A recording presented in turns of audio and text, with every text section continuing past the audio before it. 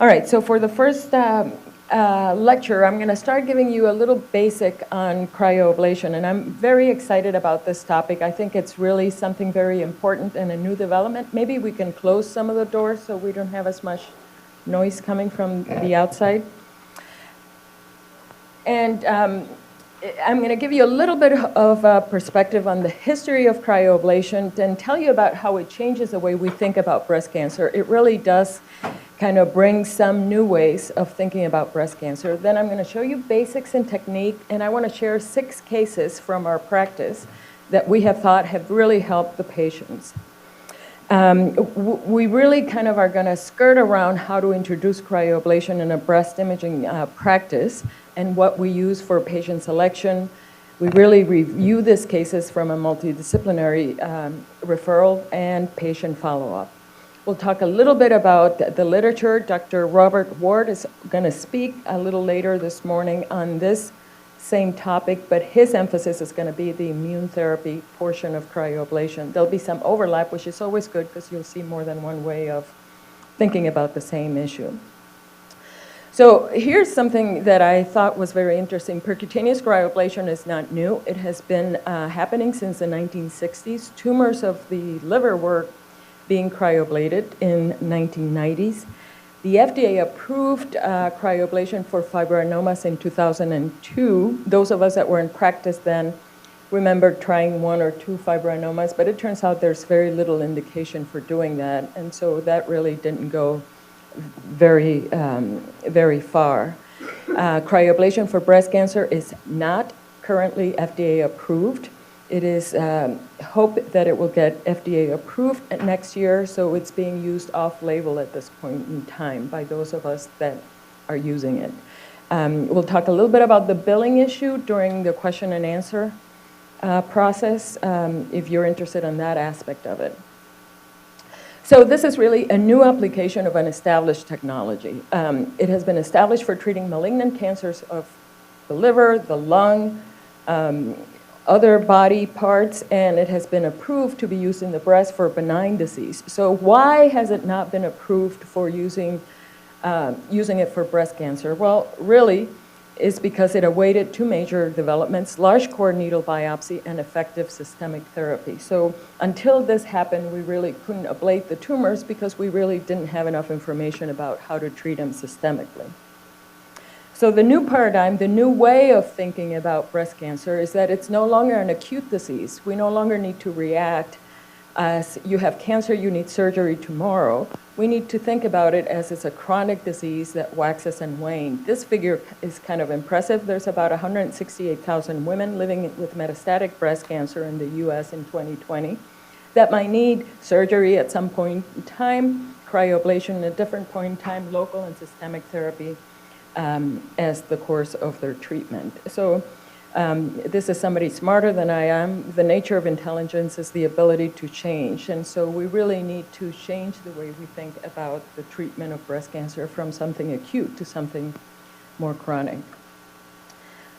Basics about the technique. It's very exciting that we get to do a hands-on workshop and actually see how this looks in real life. There are various sizes. Whoops. For the cryoprobes, you get a larger ice bowl for larger tumors, and for really large tumors, you can use multiple probes. The basic concept is the gas decompresses, and there's a rapid temperature decrease, so you can see the ice bowl under ultrasound, MR, and CT. The basic technique you need is the skill for biopsy, except precision on this is more crucial than it is on doing an ultrasound biopsy, and I'll explain why in a minute. The basic concept is you put the cryoprobe in the tumor, and usually when we have residents and students doing that, we try to practice putting the cryoprobe through a caper. That's kind of like the size that you want to hit, and you want to hit it consistently and get it consistently before you start doing cryoablation. And basically you freeze, you thaw, you freeze, and you thaw. And the thawing part, the passive thaw between the 2 freezes, is a crucial part of the whole procedure. You protect the skin with saline if you get too close to the skin so that you don't burn it. And it has many different pieces. So it's a little bit different than ultrasound biopsy in that you can see the ice ball growing and changing, and you're at the same time protecting the skin, protecting the nipple, and looking at the entry site. As opposed to a biopsy where you try to have as little distance between the entry site and the lesion. Here you want to get more of an entry site so that the ice ball doesn't burn the entry site. You want light pressure on the transducer, not firm. And we usually, for skin follow-up, use a warm pad, Silvadene cream, and if needed, dermatology consult. So protect the nipple, protect the skin. This study is about the pectoralis muscle. If you're doing cryoablations and ultrasound the pectoralis muscle, you have a choice between, the ice ball touching the pectoralis muscle or touching the skin.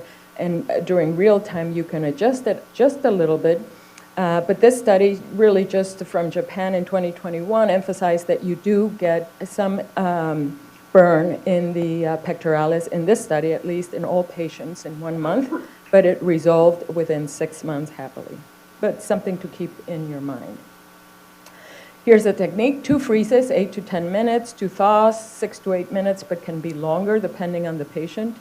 And the whole thing is about an hour in length by the time you get the patient set and so forth.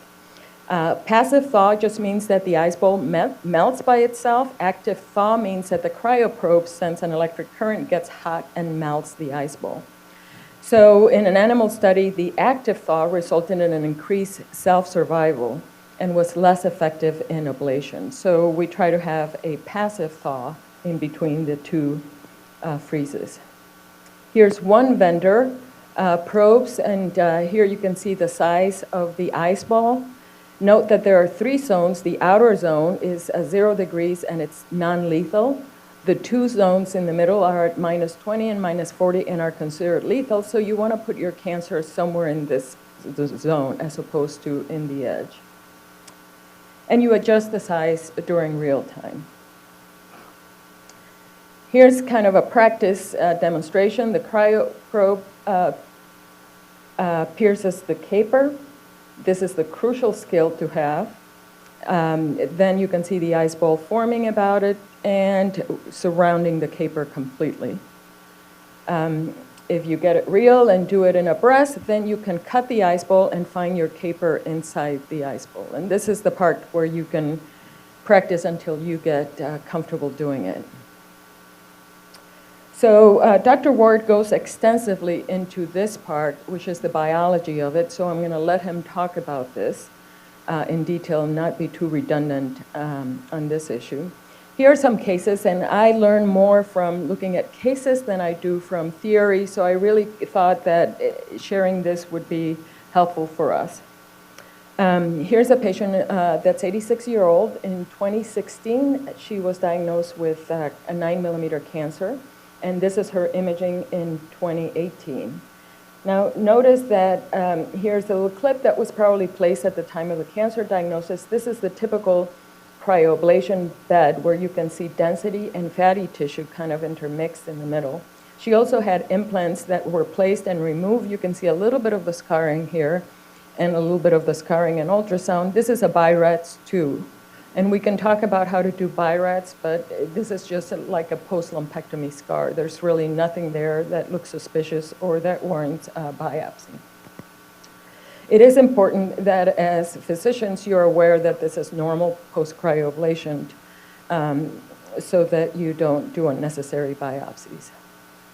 So the same patient, a few years later, this is 5 years after the first cryoablation, you can see a small mass just anterior to the clip. I think most of us would have no trouble diagnosing this as a recurrence in the cryoablation bed. And here's the cryoablation of that second mass.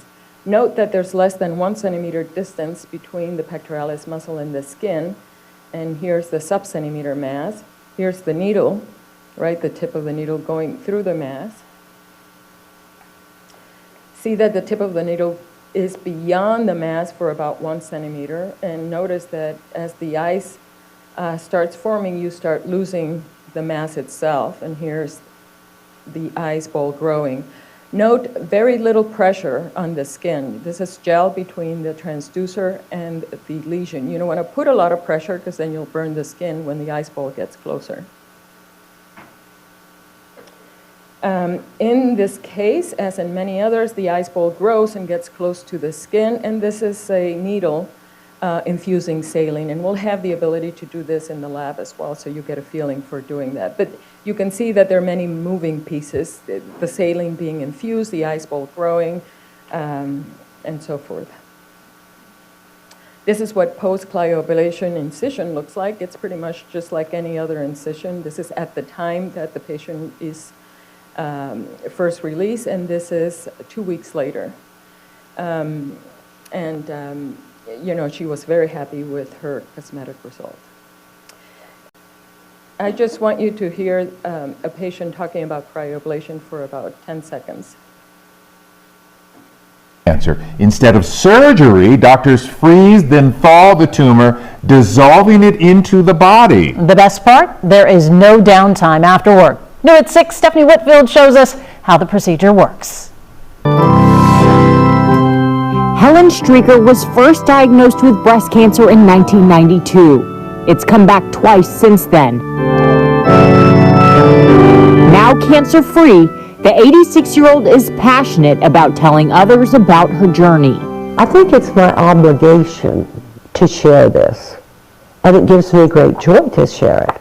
When she discovered a lump in her breast last year, she was treated with something called cryoablation. It's a fancy word for saying her tumor was frozen. Cryoablation is less invasive than having your teeth cleaned. Dr. And so I just wanted to give you this perspective that a patient that had it done really thought it was at the same level as having your teeth cleaned.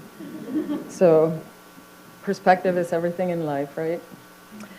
So here's a second case, and this is a 70-year-old woman with a 3-centimeter ER-positive, PR-positive, HER2-negative tumor. This is the skin, and so the tumor is invading the skin. This is clearly an irregular mass. I think all of us would have no trouble making that a BI-RADS 5. And here's the ice ball. Here's the tip of the needle going 1 centimeter beyond it, the ice ball growing, and in this point in time, you can't physically push a needle through this tumor between the skin and the ice ball just because the tumor is so hard and the skin is so indurated. So even though we know all these things we can do, not all of them can be done in every patient in real life. So you know in this case that you're leaving a little bit of tumor behind. Oh, and for those of us that train when dinosaurs moved the earth, this is the bayonet sign, which tells you that you're not volume average. It means you see the needle kind of look like it's bent, and it's just the difference in sound transmission between the area that's through the mass versus the area around it.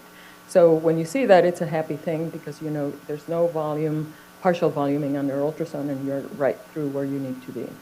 So this is the patient pre, and this is post. Now at 6 months, you might wonder if there's residual cancer there or not. And I can tell you, since I didn't take care of the skin, I know that there's residual cancer there. But the cancer was going to break through the skin, and the purpose of the cryoablation in this case was to stop the cancer from growing while the rest of her medical problems were taken care of. So if you were going for cure, you would do something like an MRI or a molecular breast imaging or a contrast-enhanced mammography, something that does physiology and perfusion as opposed to anatomy, and get a feeling for how much tumor is left. And the good thing about cryoablation is you can repeat it again without any problem. This is perhaps my favorite patient because she's 100 years old. And this was referred by a surgeon, and we really kind of thought, oh my God, are we all going to live to be 100? That just seems so wrong somehow. But she was very clear in what she wanted, and so she had a little palpable mass, and this is a small mass that looks spiculated, and this is certainly a BI-RADS 5. Here's the clip after biopsy, and immediately afterwards you can see a little bit of the lucency of the ice ball and the cryoablation area. Now, we hardly ever do biopsies and cryoablation in the same sitting because we want to make sure we have enough information about the receptors for oncologic treatment. In this case, because of the woman's age and her fragility, and because this was a BI-RADS 5, the family insisted that we do it on one side before she moved out of town, kind of thing. So here's her, here's the cancer, here's the ice ball, and now you have seen it. And by the way, this is the edge of the ice, so you know that there's non-lethal area for about 5 to 10 millimeters from this end. The lethal area is down here, right? Here's a different indication. This is a 40-year-old woman. You kind of started wondering now, does Venta only do cryoablation in women that are older than 50? But no, here's a 40-year-old woman. And she really was interesting in that she had metastatic disease to the bones that had resolved, but her breast cancer was getting bigger. Here's the initial cancer at diagnosis, and here's how the cancers grew with time. So cryoablation was used to complement the systemic therapy that was working very well in the Mets, but not in the breast. And this is what, you know, these large masses with skin thickening, again, very little pressure on the probe and very close to the skin and a lot of edema. This was very painful and about to break through the skin, so it can be done as a treatment for very painful masses, and in that case, I have to say that the whole thing is so tender that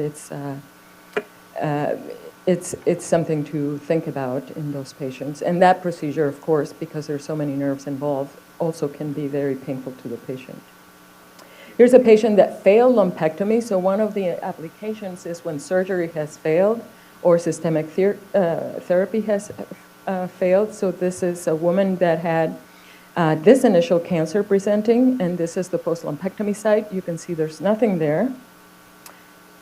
And then when you look at her palpable abnormality close to the lumpectomy site, you can see that clip with now a new small mass. She had cardiac surgery and CHF and didn't really want to have more surgery. Whoops.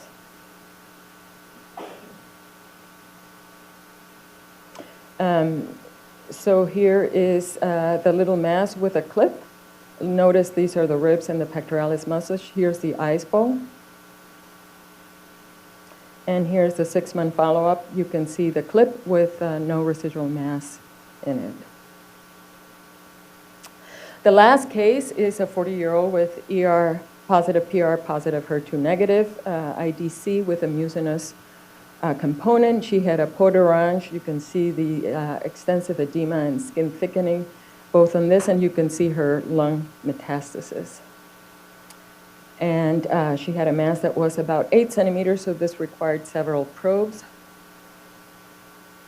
And you can see the ice balls forming here. Again, little pressure with some gel between the skin and the ice balls. And this is her CT at baseline, and this is post-cryo. And again, her primary problem was metastatic disease, so we follow her breast, not with breast imaging, but really with CT so they could look for her lung mets and so forth. It's nice that you can see like the little fatty area around it. Again, is there a viable tumor there or not? We can't really tell from this imaging. It's not a relevant question in her overall treatment.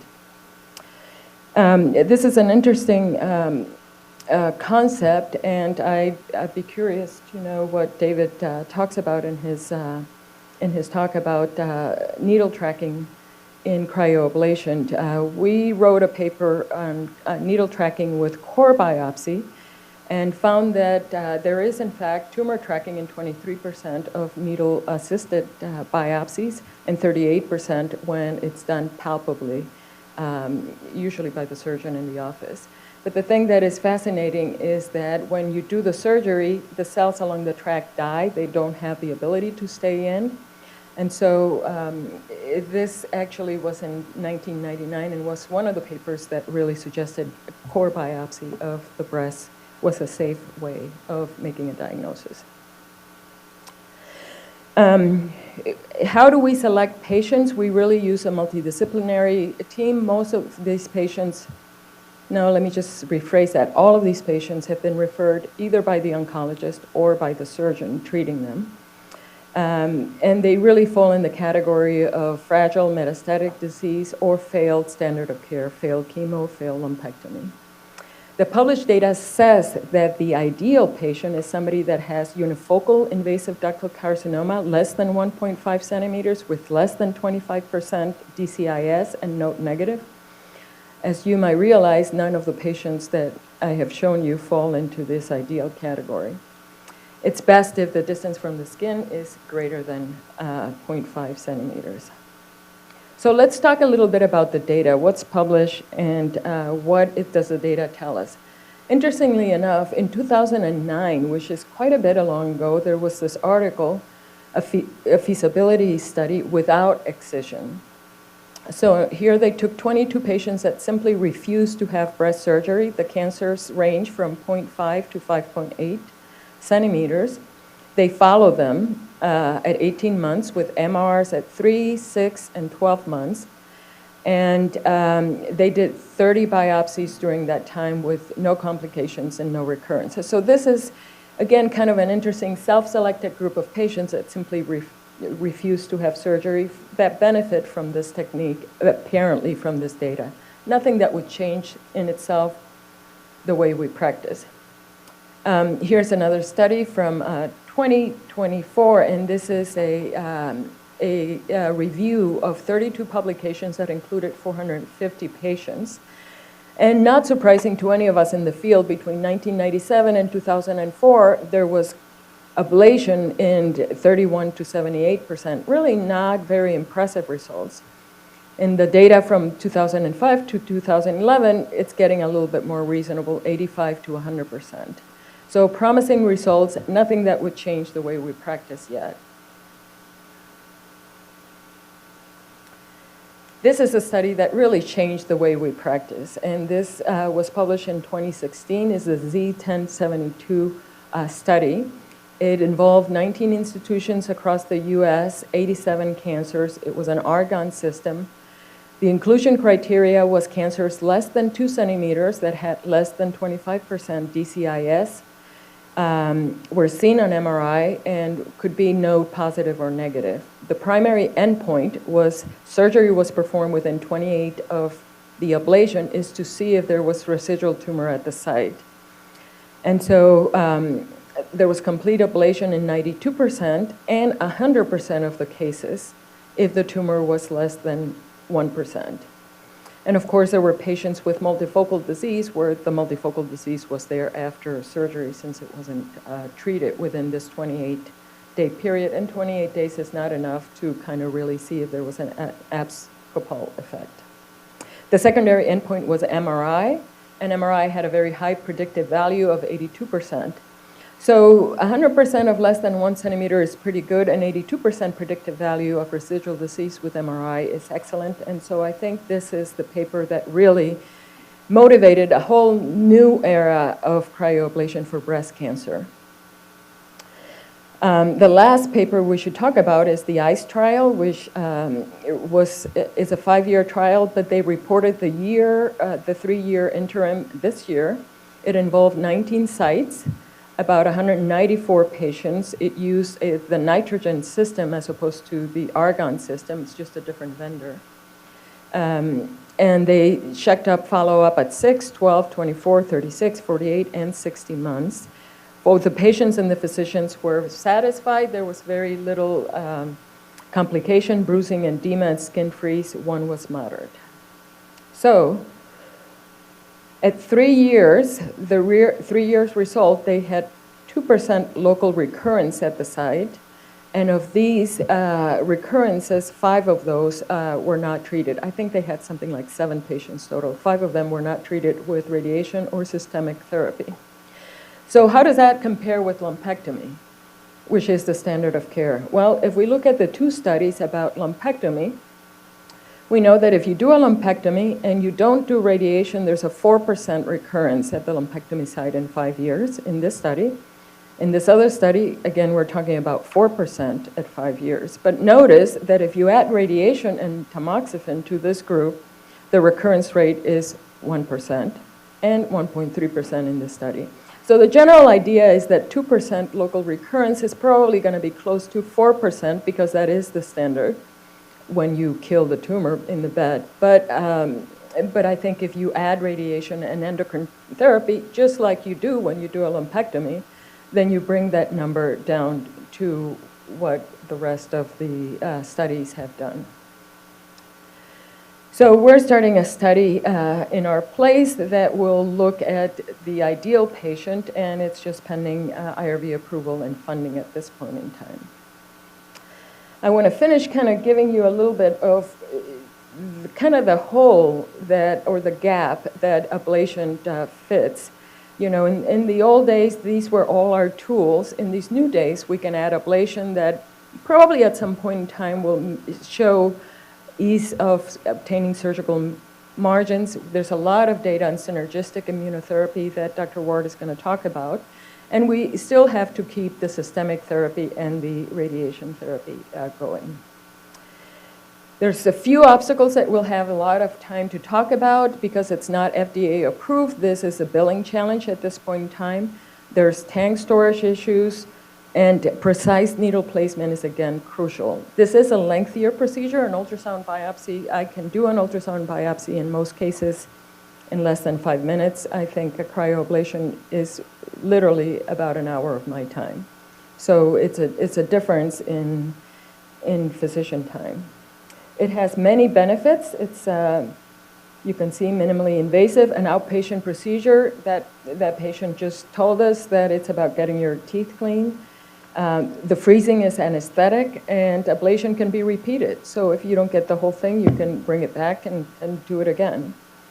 I think this synergistic effect with the immune system is frankly the most exciting part of the whole thing.